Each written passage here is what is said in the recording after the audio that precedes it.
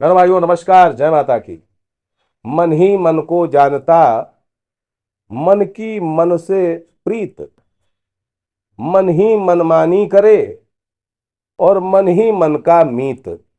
मन झूमे मन बावरा, मन की अद्भुत रीति।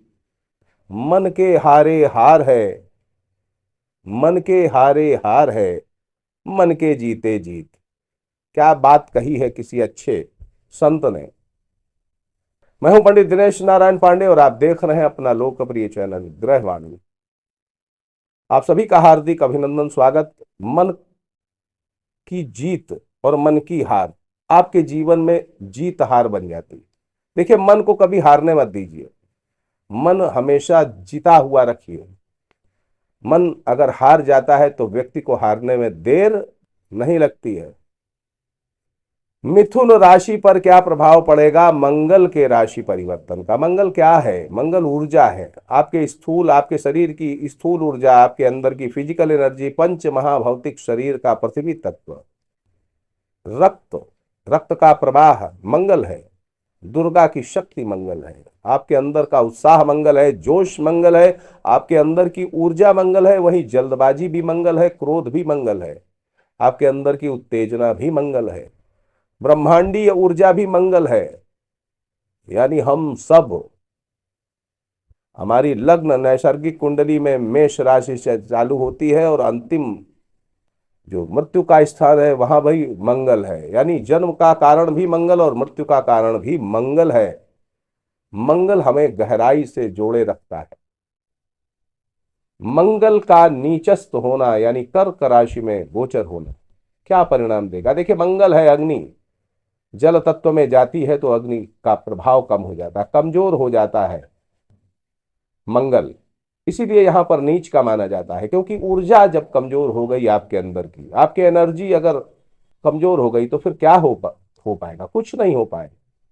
इसलिए कर्क राशि में मंगल नीच होता है। 3 अप्रैल 2025 रात्रि में 1:29 पर मंगल कर्क राशि में प्रवेश कर चुके हैं और यहां रहने वाले हैं वो 7 जून रात्रि में 2:12। मंगल के नीच राशि में गोचर के दौरान इन 66 दिनों में भूकंप भी आ सकते हैं, अग्निकांड भी हो सकता है, कोई प्राकृतिक दुर्घटनाएं भी संभव है। ब्रह्मांडीय ऊर्जा है मंगल, और ये जब नीचस्थ हो जाएगी तो फिर इस तरीके की संभावनाएं बनती हैं। मिथुन राशि वालों को क्या परिणाम मिलेंगे? देखिए, मिथुन राशि से द्वादश द्वितीय भाव में मंगल गोचर करेंगे कर्क राशि में। इन 66 दिनों में मंगल देवता 12 अप्रैल तक पुनर्वसु नक्षत्र में रहेंगे, 12 अप्रैल से 12 मई तक पुष्य नक्षत्र में रहेंगे, उसके बाद ये अश्लेषा नक्षत्र में चले जाएंगे और 6 जून से ये मघा नक्षत्र में चले जाएंगे। 4 नक्षत्रों का गोचर इनका इन 66 दिनों में नक्षत्र के आधार पर हो। आइए जानने का प्रयास करते हैं। सूर्य और मंगल, ये दो ग्रह जब कभी भी राशि परिवर्तन करते हैं तो सीधा इनका असर होने लग जाता है। यानी शुरुआत में ही काफी अच्छा अपना प्रभाव देने लग जाते हैं। अब वो अच्छा हो या बुरा हो एक अलग की बात है, लेकिन प्रभाव इनका तुरंत मिलने लग जाता है। 0 से 10 अंश की डिग्री तक इनका प्रभाव काफी तेज रहने वाला है। परिणाम बहुत अच्छे या मिश्रित कैसे परिणाम मिले हैं अभी वीडियो में आपको देखना है, लेकिन एक अपनी बात बता दें, जन्म कुंडली का विश्लेषण बिल्कुल फ्री। देखिए, आप परेशान हैं, अपनी जन्म कुंडली का डिटेल आपको मालूम है, परेशान है, वीडियोस देखते हैं अपनी राशि के, आचार्य लोग कई बातें अच्छी बताते हैं लेकिन आप कहते हैं कि नहीं, हमारे ऊपर ऐसा नहीं है, आप बहुत परेशान हैं। तो अपनी जन्म कुंडली के विश्लेषण के लिए आप मुझे अपने मेरे कमेंट में जाकर के अपना नाम, जन्म की तारीख, महीना, साल, समय, जन्म स्थान के जिले का नाम भेजिएगा और उसके बाद हमारे उत्तर की प्रतीक्षा करिएगा। कमेंट में ही मैं आपको बताता हूं कि आपकी कुंडली सेलेक्ट हो गई है और फला तारीख को आपसे फोन पर वार्ता होगी। फोन नंबर मेरा 9119941856। ये आप नोट करके रखिए हमेशा, 9119941856। ये अपना नोट करके रखिए, कभी परेशान हो फोन करके समय ले लीजिएगा, आपसे बात होगी, लेकिन डिटेल जब आपके पास होगा तभी हम आपकी मदद कर पाएंगे।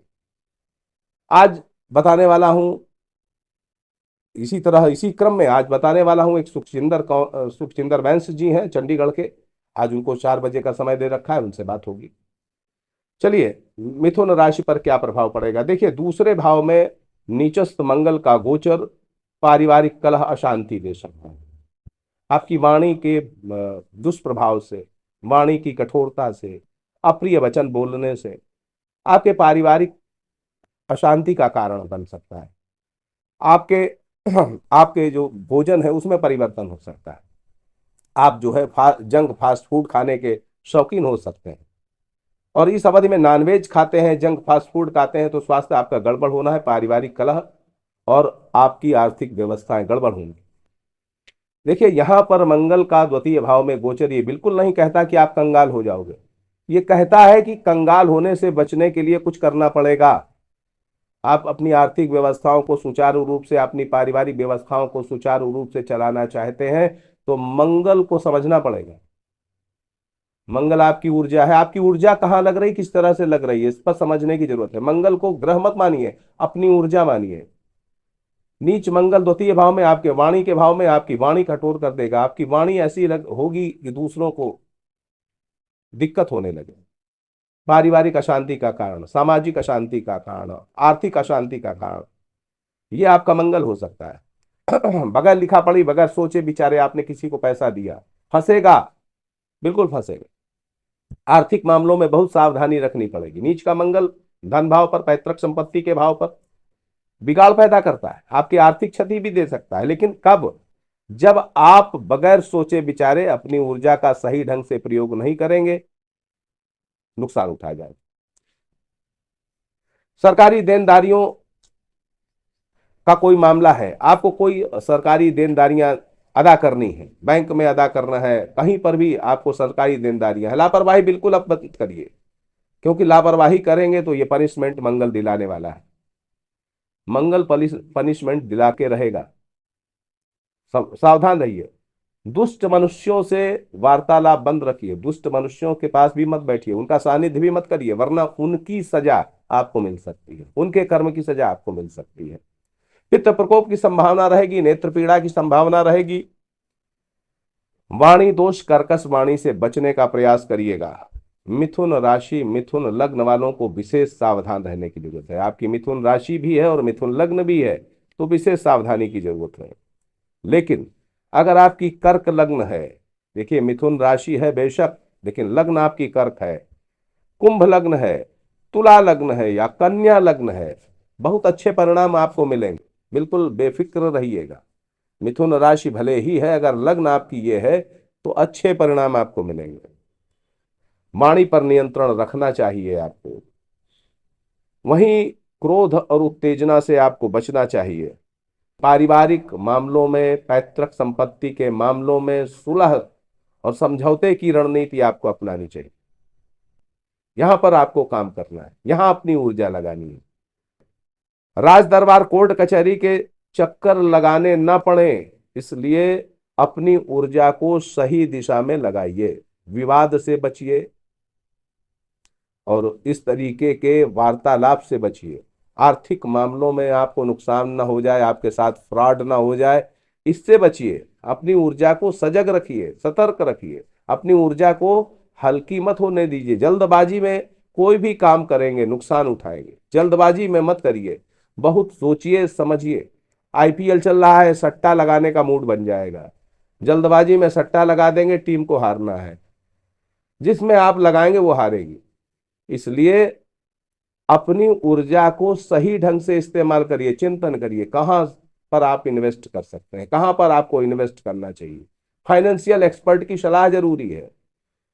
मंगल दोषों से बचने के लिए फिजूल खर्ची से आपको बचना पड़ेगा। परिवार में मतभेद न पनपने दें, सुलह समझौते में अपनी ऊर्जा का इस्तेमाल करें। अपनी सेहत का ध्यान दें, नॉनवेज, जंक फूड आदि से बचिएगा। बैंक बैलेंस में बढ़ोतरी के लिए अनावश्यक खर्चे रोकने पड़ेंगे। अधूरे कार्य आपके निश्चित तौर पर पूरे हो जाएंगे, इसमें कोई शक नहीं है। भाग्य पक्ष, पिता का आपको पूर्ण सहयोग मिलेगा, इसमें भी कोई शक नहीं है। संतानों की तरक्की होगी ही होगी, इसमें भी कोई संदेह नहीं है। भूमि, भवन, वाहन और भौतिक संसाधनों से जुड़े लाभ आपको मिल सकते हैं, इनका सपना आपका पूरा हो सकता है, इसमें भी कोई संदेह नहीं है। व्यक्तित्व में आपके आकर्षण बढ़ेगा, आपका अट्रैक्शन बढ़ेगा, आप सामाजिक रूप से चर्चित हो सकते हैं, इसमें भी कोई संदेह नहीं है। शत्रु आपके बिगाड़ कुछ नहीं पाएंगे, क्योंकि ये मंगल आपको शत्रुओं से जीतने की रणनीति दे सकता है। केवल आप अपनी ऊर्जा का सही ढंग से इस्तेमाल कर पाए। देखिए, मंगल आपकी अपनी ऊर्जा है। अब ऊर्जा आप कहां लगा रहे हैं? मंगल का नीच में जाना, यानी मंगल की जो ब्रह्मांडीय ऊर्जा है ये कमजोर हो गई। अब आप अपनी ऊर्जा को किस तरीके से उससे लिंक कर सकते हैं, ये मेन चीज है। चलिए आइए नक्षत्र के आधार पर देखें।